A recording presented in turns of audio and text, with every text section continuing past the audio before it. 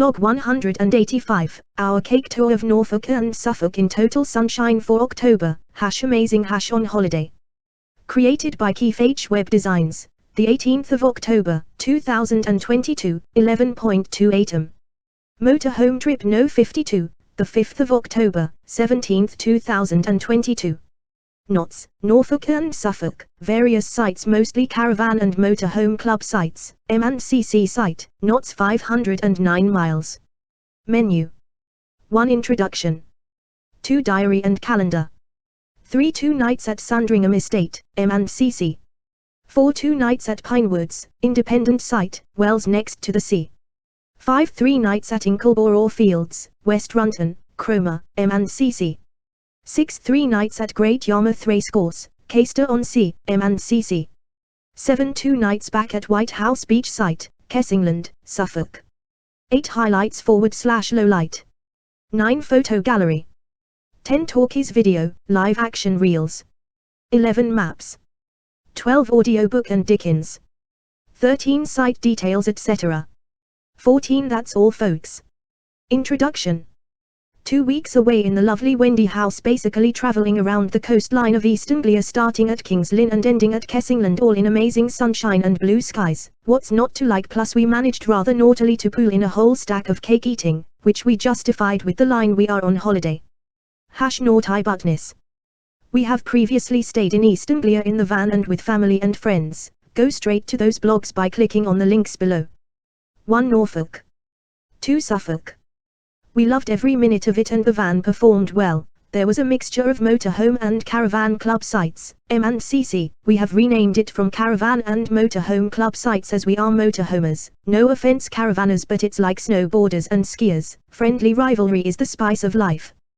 Beside driving only 509 miles, which in fairness apart from the journey there to Sandringham and back from Kessingland was very little daily, as we mostly used buses and foot to view most of the East Anglian coastline and some of the inner villages, we walked about 29 miles, an average of just over 2 miles per day, with one day around 5 miles being the most walking. History time folks, you know I like to do this. It is worth noting that as you enter Norfolk you are reminded of their most famous son, Horatio Nelson. The county sign says, Nelson's County. He was born at Burnham Thorpe, which we did visit on the last day on the way home, but were deeply disappointed by the lack of tribute. One solitary plaque on a wall on a newly built Nelson's barn, even the church, his father was vicar of Burnham Thorpe, was a huge disappointment. Whilst being proud at a county level, maybe they are embarrassed by his relationship with Emma, Amy, Leon/Hart/Hamilton, actress and model, or as I prefer to call her, page 3 stunner. At the local level, so much more could be made at Burnham Thorpe for this great naval admiral / just sayin'. We spent a bit of time reading up on him. Emma and the daughter Horatia, whom they pretended was adopted in Naples, named Horatio Nelson Thompson, surname after a shipmate of Horatio's, later ward. She married a vicar, and is buried in Pinner, Middlesex. Note to self: visit when we next see Cause Roz and Nigel. Very weird relationships, what I would call a menage a trois, when they all lived at Merton House, Surrey. Sir William, Mrs. Cadogan, Emma and Nelson, and daughter Horatia. Click on the links to read more. History lesson over. Our dear friend Kevin Jackson Moose /KJ, 1955 to 2021, was writing his last short historical on Nelson. It was going to be published via Amazon, but they told me on numerous occasions it was being held up, although I can see it is now available should you wish. Plug for Kev by here. Nelson's Victory, Trafalgar and Tragedy, published by TSB Can of Worms. 2021, ISBN 978-1-91167-3-06-4, UK and ISBN 978-1-9485885-19-4, US. Kev had borrowed a lot of Captain Cook biography books from us, our travel hero, and it was going to be his next. He asked us if we would mind if he put in a foreword to us in it. Mind. My God, we were absolutely stoked. / made up. Not sure if it was finished or will ever get published, but we will keep an eye out. You can see many of our motorhome travels in search of Captain Cook under our 2007 to 8, 2010, 2013 and 2017 trips links in the trailer. Diary. This shows where we went and camped on each day of our 13-day mini break in Norfolk and Suffolk in October 2022. This slideshow is taken from what Google Photos has automatically recorded about the known locations of where our pictures are taken from, all very clever, but I thought I would at least record it here. 2 days at the Sandringham Estate campsite. Covers the 5th and 6th of October. Left home about 11 a.m. and headed off towards Norfolk via our usual route. Stopped en route for lunch in a lay-by on the A47 with cobs and sandwiches, including Marmite. Yippee, love it or hate it, I love it, and of course Annie's homemade lemon drizzle cake. Start off the way you mean to continue, I say. Arrived at the Sandringham Estate Caravan and Motorhome Club site at about 2:30 p.m. We were surprised at how empty it was. Nicely laid out site, really, in 2 areas with 2 facilities blocks, 1 motorhome service point which we used to fill up with water, habitation 110 litres for our Wendy house, and of course the loo flush. Chose a pitch quite close to the amenities block, pitch number 73. See site details. It was also close to the woodland pathway leading across to Sandringham, which we did try visiting the house and gardens the next day, but the house was closed as a Friday, and as the car parking fees were huge, we decided against it. You can park for 30 minutes for free, hardly long enough to even walk to the ticket office. Anyhow, we had a bit of a walk around the site and out the entrance, researching where the bus stops were for our trip to King's Lynn the next day. Loved the Buckingham Palace insect houses dotted around the site and the tributes to our late Queen.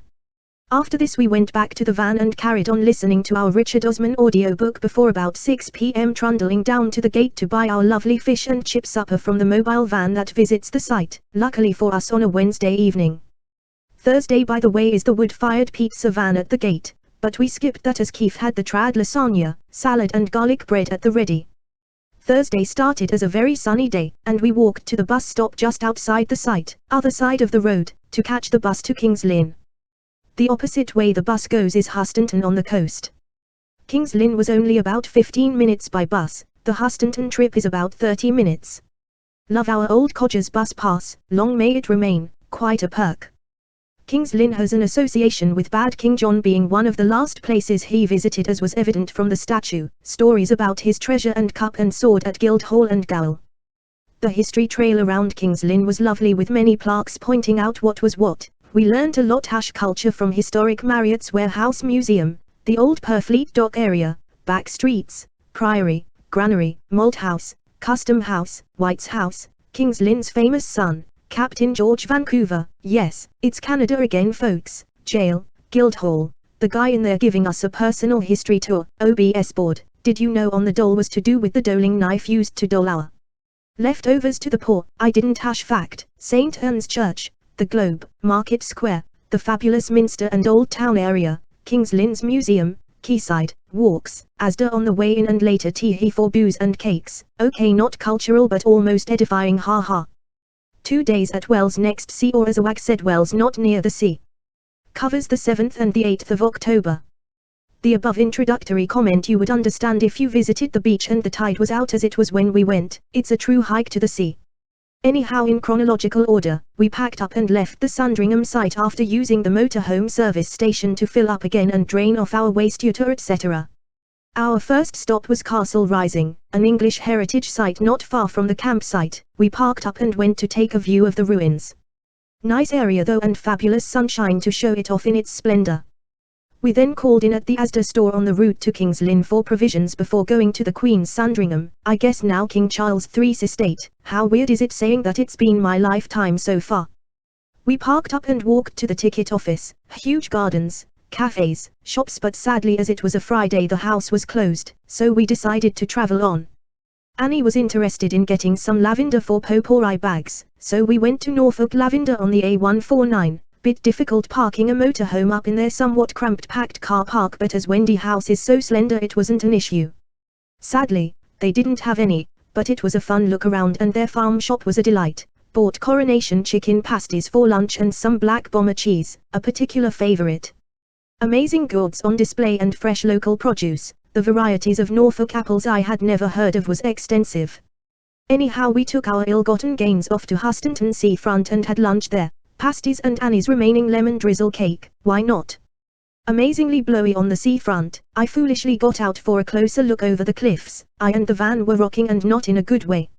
After lunch on the way to Wells next the sea we stopped at the Burnham over a Staithe windmill. We came across Staithe and Wherry a lot as words in Norfolk. A wherry I knew as an old style boat, but Staithe I had to look up, a landing stage for loading or unloading cargo boats. There you go. Although as the windmill was now inland, I wasn't sure how it applied.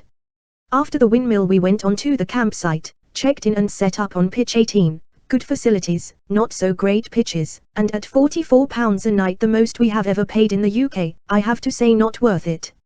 Mobile vans doing fish and chips, Thai, Indian, pizza etc. Visited the field day by day, but we had enough in the fridge already, so ate in. The next day after showers we walked to the beach and had a really good walk along a massive expanse of sand stretching miles. All owned by the Hokum estate. The beach huts are possible the best I've seen on any beach, even beating Southwold. After the beach we took the towpath back along past the RNLI, contributing. They do a great job and in my humble opinion should be centrally funded, and along the harbour back into the town. A lovely stroll in beautiful sunshine, great views, bird life and benches should you wish to sit a while and take it all in. In town we had a coffee and lemon drizzle cake. A long stroll up the main street to the end, uphill, looking in the very interesting array of fishermen and other types of shop, of course being forced into having a local made ice cream en route. Unheard of normally in October. We then came back downhill via one of the many little jetties, adorned with flint fishermen's cottages, just lovely. By the time we had walked back to the site we had walked just over 5 miles. Exhausted we revived in the van with, you guessed it, cake and Assam tea whilst listening to a few more chapters of the Thursday Murder Club. We slept well that night. See the Spoonbill Drift Touring Park details here. The slideshow is 5 minutes long. 3 days at West Runton, near Cromer. Covers 9th, 10th and the 11th of October. Sunday morning breakfasted. We broke camp and having realized we couldn't make the departure time for the Wells and Walsingham steam train from the Wells station, Keith rang to see if we could do a return journey from the other end of the line at Walsingham. The lady said yes, so we got our skates on and travelling through some lovely Norfolk villages, parked up at the village car park, pay and display, beyond the farm shop, and literally legged it to the station with a few minutes to spare. A very nice 30 minutes each way through rural Norfolk on this narrow gauge railway. I heard a guy say he was taking lots of pics to feed his son's obsession with train porn. #ha. The journey was great fun, and we avoided the Essex Hindu that had decided this was their day out. Little did they realize it was quite a hike at the Wells end to the nearest pub. #ha again. After the train we had a look in the St. Seraphim Trust's reused Post Beecham station, now a shrine with tranquil and well-maintained gardens at the back along the old platform. A true train spotter delights. The garden shed had lots of memorabilia about the village's old station and line. Such a shame, will they ever be resurrected, Mr. Shaps? Another broken promise. Sorry politics. After this we moved the van down into Walsingham and had a good walk around. Quite a historic village, very Catholic. Ended up on our circular walk at the farm shop, much more expensive than the one at Norfolk Lavender, so we gave it a miss in the purchase stakes. From Walsingham we travelled on through many lovely villages, especially the wonderfully named Little and Great Snoring. Annie, my lips are sealed. We arrived at the West Runton Inkleborough Fields Caravan and Motorhome Club site at about 5 p.m. Lovely staff, so helpful and friendly. Got settled in for the night and planned tomorrow's excursion. For site details click here. We were on pitch 16. Monday, we visited the National Trust's Blickling Hall, not surprisingly at Blicking. Full of history, it was where Anne Boleyn was born. Not a lot of people know that, as Michael Caine once uttered in his best Cockney. A fascinating place with many clocks, grapevines, vistas and a whole lot more, topped off for Annie with the Norfolk Craft Market in one of the upper floors. We had great fun and learning all day, and the guides were very knowledgeable. See the slideshow to get a much better idea. We met an older couple who had the same van as us, so traded notes. We had lunch in the van, then started slowly making our way back to the campsite. We stopped at what we thought was an open craft centre on the way back at Abbey, only it was closed apart from, his words, the mad metal man with anvil but no forge, making forward/welding a giant giraffe for a commission. He was a lovely bloke who let us watch, ask questions etc. The lady who had asked him to make this said it would enable her to think she was on the safari she had never done every time she looked out of the window. She must have had a huge garden. I joked we could get him to do a mouse for hours. After taking to him for a bit and asking all manner of ill-informed questions we returned to base via Cromer, where we parked up on the seafront, fairly empty as late in the day. We walked through the many landscaped sunken gardens along towards the RNLI station and pier, stopping by the West Cliffs for some fab views. Something that saddened us was the passing of the Cromer Bagos, which you could see the remains of on the cliff edges, traditional goats that had long since perished. Apparently, they will make a return in summer. That is such good news. Happy and filled with new knowledge, we settled back in for tea on pitch 15. The site goes across a golf course on entry 4.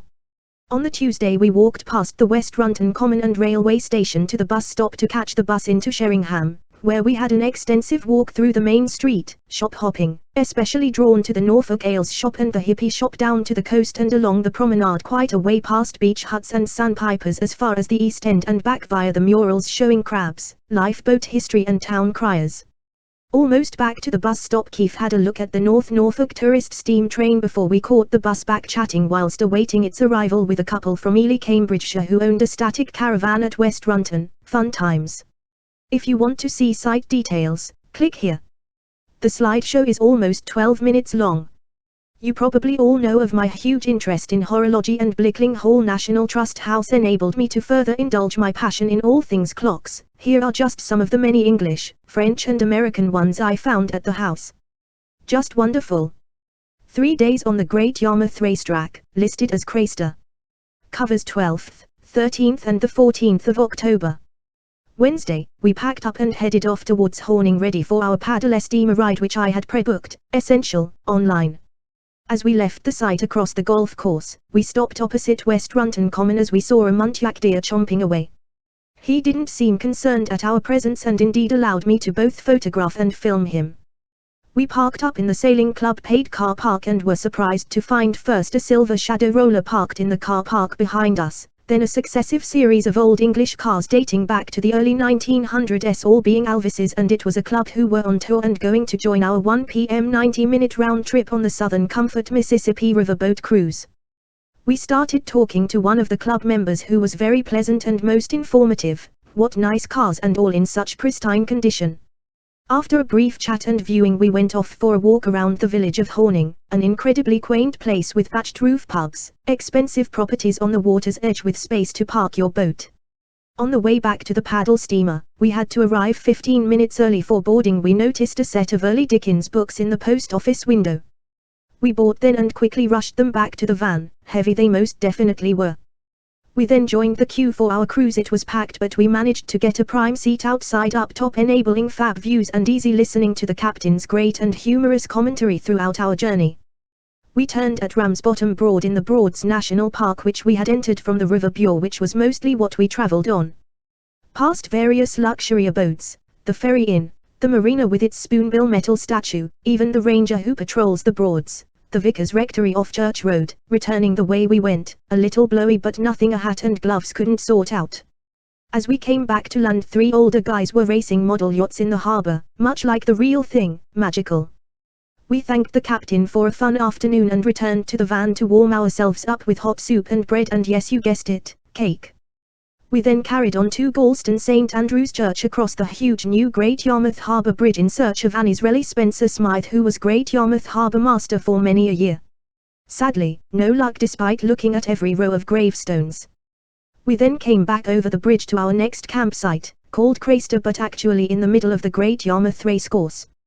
Thursday morning, up early, breakfasted and walked out across the Melling Road, sorry not sure what the crossing across the racetrack at Caister is called, to the bus stop and caught the No. 8 local bus into Great Yarmouth bus station. From here we caught the express bus, either X1 or X11, can't remember which, into Norwich bus station, a very fast ride, normally costs £7.50 free to us pensioners #tick. Walked around various older areas of Norwich, Timber Hill, Castle Gardens and Old Market area. To be honest, much of the older areas like Castlefee etc. have been redeveloped, so overall we were quite disappointed in Norwich, and the 60s planning department should be shot. The best building by far is the original Norwich Union headquarters, now Aviva, so in the end we decided to cut our losses, had a lovely 2-course lunch in Bella Italia, did a quick bit of shopping in the Tesco's Express and hot-footed it out of there back on the bus to Great Yarmouth and then back to the campsite. The rest of the evening was spent relaxing. Friday, we caught the bus No. 8 the other way as far as it went, which was to Marham Drive. This was after an aborted attempt to walk out of the site to the left and down to the coast there. Fairly quickly we realized that was impossible as it was open scrub land and miles to walk, so the bus was a far better option to see the beach at Caister-on-Sea. Marham Drive was quite close. We had a nice long walk as far as we could go on the promenade towards Caister town, Keith getting onto the beach shore and sand underfoot. Once we could go no further, we turned back and walked through the Caister Haven holiday camp, more or less empty, used the cash machine, observed what it had to offer. It claimed to be Britain's first ever holiday park, not sure if that is true. Walked all the way through and out onto the main road to look for the first bus stop and caught it all the way back to the campsite. Caister is nice and interesting. Still bits we couldn't see, so we'll bring the van back tomorrow. If you wish to see the site details plus some stuff on Norfolk bus routes, click here. 2 days back at White House Beach, Kessingland, see blog 184 for earlier visit. Covers nights of 15th and the 16th of October. We travelled home after 13 lovely days in the sun on the 17th of October. So, Saturday 15th we packed up the van and went and did a bit of shopping in the Tesco's on the outskirts of Caister we had spied on the way in by bus yesterday. After that we drove along the narrow road called appropriately Beach Road, but found height barrier bars at the car park in front of the RNLI preventing the van from going in, turned around and went up and parked on the side of the road a bit further up and walked back. A lovely beach area with nice views, interesting fishermen's cottages and outhouses to store nets etc. in, mostly Victorian at a guess. Loved the Lion's Head gates leading to the sands. After Caister we drove to the South Town area of Great Yarmouth to St Mary's Church to try and find Annie's relative's gravestone. Sadly the church has none, but I have the vicar's number to follow up. Spencer Smythe was a big fish in this fishing community for many a year as harbour master, so hopefully we will get somewhere with this genealogical jigsaw puzzle. After Great Yarmouth we went to the embankment at Galston looking back on the harbour master's house. A nice area with steep cliffs, great views and sunny skies and seas. Indeed the cloud formation was quite weird and pronounced as we sat there. After Galston we carried along the coast towards Suffolk, visiting Hopton-on-Sea and Potter's Leisure Resort, which we had been to with my parents and sister and family in 1998 and 1999. Then on to Corton Beach, another family favourite from years gone by. Until we finally returned to White House Beach Caravan and Motorhome site at Kessingland, pitch 92 this time. Checked in, set up, got ready to walk up to the fish and chip restaurant for tea. Very nice meal with a shared chocolate fudge cake and ice cream for pub. The first course being way too filling. Hash wimps. We walked back past the lovely waterfront where we will eat tomorrow, all lit up and busy at night. Sunday was a bit of a lazy day. Annie's knee was giving her some pain, so Keith went beach combing and picture taking over to the beach, got some nice driftwood and stones. Lunchtime we went to the fab waterfront restaurant, so love this establishment. It's what drew us back to Kessingland after last time. Afternoon spent sunbathing and reading outside, gearing up for the long 5-hour trip back home. Monday, we packed up earlyish, got some diesel en route and visited Nelson's birthplace at Burnham Thorpe. See here for details. After that we called back into our famed Asda outside King's Lynn and then wended our way home. A fab holiday, loved every minute and feel like we know the East Anglian coastline quite well now. If you want to see the site plan, click here. Gallery. See below for the highlight images split in 3, firstly us and then the landscapes, then finally the cakes. Oops. Here is a gallery of assorted pics of us. Plus, Keith at King's Lynn Customs House on the quayside. Just love my birthday tea from dear pals Chris and Alison. I retired. There's a nap for that in case you can't read it. Friends. See our fun motorhome traveling with them back in 2017. Here is a gallery of what I would deem the highlights or maybe just best pictures from throughout the trip. Clearly the whole set of our images are included within the individual sections of the trip based around which campsites we stayed at. It lasts about 7 minutes and is accompanied by Kate Bush music # Stranger Things. Here is the gallery of some if not all the cakes we managed to consume during our calorie-laden adventures. Our excuse, apart from we are on holiday, is that as we are now deep into autumn and need to generate body heat during the energy crisis, okay, as it was totally sunny during our explorations of darkest Norfolk and Suffolk, that business case probably doesn't hold water. Tee-hee # cake. So, The cakes we ate were in no particular order: Annie's homemade Mary Berry Lemon Drizzle Tray Bake, Eccles Cakes, Millionaire Slices, Terry's Chocolate Orange Cheesecake, Warmed Chocolate Fudge Cake with Chocolate Sauce, Chocolate Eclairs, more chocolate cake and a few ice creams, but they don't count as cake. I've probably missed some, but that is most definitely guilty as charged. So now it's back to cows and carbs in a big way. Boo.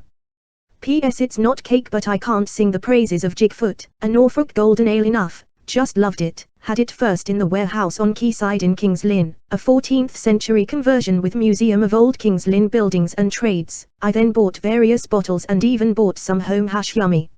Also, Adnam's Ghost Ship from Suffolk is not bad. Had this in Kessingland, but have had it often in Southwold before and at Potter's Leisure Resort in Hopton-on-Sea, which we did revisit for nostalgic reasons. We went as an extended family with Mum and Dad in both 1998 and 1999. Family. Talkies. This is the total set of Talkies videos combined using MS Photos app taken from my phone and Annie's. It lasts about 20 minutes, but there are train rides, beach walks, and much more. Give it a view. Love. Crayster. Highlights /lowlight.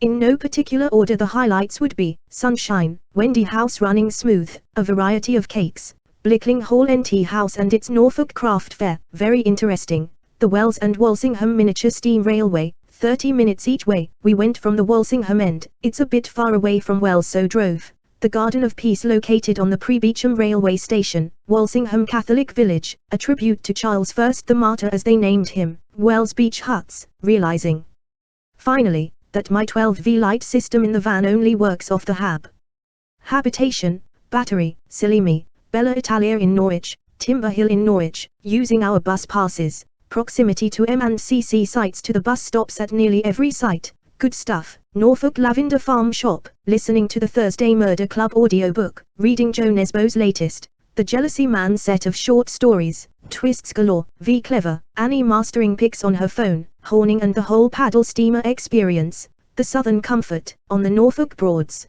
The commentary was fun, sometimes hilarious, plus getting the complete set of 1930s Dickens books from the local post office there. Plus and Horning was the village that kept on giving, meeting and seeing the old Alvis Car Club, just so lucky, Galston-on-Sea coastline, Turner's Walton Bridge, pre-impressionism, Moore Constable, wholly owned by Norfolk and currently on show in the Kings Lynn Museum, just wonderful, alongside a special Turner exhibition. I spent a while there, the lovely little Sandpipers at Sheringham, Steely Span, with Maddie Pryor, playing in Kings Lynn, sadly not when we were there, else would definitely have gone. John Sell Cotman, a Norfolk artist from the JMW Turner School, and trained by him during Turner's stays in Norfolk, Marriott's Warehouse Kings Lynn, fish and chip suppers at both Sandringham and Kessingland, Munch Jack on West Runton Common near the golf course entry to the site at Inkleborough Fields. Now also in no particular order, the lowlight would be Pinewood Independent Site at Wells. Whilst the facilities and location were excellent at £44 a night, the pitches were not good. Too many sites with grass-only pitches when I believed I had booked hard standing. The mentality of some Brits. Whilst Wells Beach clearly delimited areas with big signs saying no dogs, people took no notice. Clicking relay on switchboard in van. Gotta get it fixed. Hustonton, Lowestoft, most of Great Yarmouth. Norwich, medieval. My what's it? Norfolk lavender not having any lavender for sale. Boo. The club site new app not working properly. Retake deposit. Take balance automatically night before. In fairness to the Great Warden at Inkleborough Fields site, he reported the problem and rang ahead on our behalf, and it's will I'm sure get sorted. I, probably in a minority here, like the new club site app, teething problems I accept from poor testing, but it will all get sorted. Mitch Uppensworth. Not being able to find the gravestone of Annie's Relly Spencer Smythe, who was harbour master at Great Yarmouth for ages, even though we looked in two churches at St Andrews, Galston and St Mary's Southtown, realizing that my phone photos only works with my finger as security. When Annie uses it, they always turn into videos. She now uses her own phone for images. Good news, too many yappy little dogs that sadly started their barking early in the morning. We like to sleep in when camping. Hokum Hall Estate near Wells was far too expensive for house and gardens, else we would have visited. Lowestoft Quayside area, old people at the back of the express bus into Norwich taking up 2 seats each or putting shopping bags on the seats, preventing people from getting on, saying it was full and therefore having to wait for the next bus. Appalling behaviour. Audiobook and Dickens. I was lucky enough to buy this set of 1930s Dickens books whilst on our travels from the post office in Horning, many thanks to the older gentleman who was happy to sell them to us. Just wonderful. Clearly, they are not currently in publication order, but paying homage to my inherent OCD #nerd, I will set them straight. That's all, folks.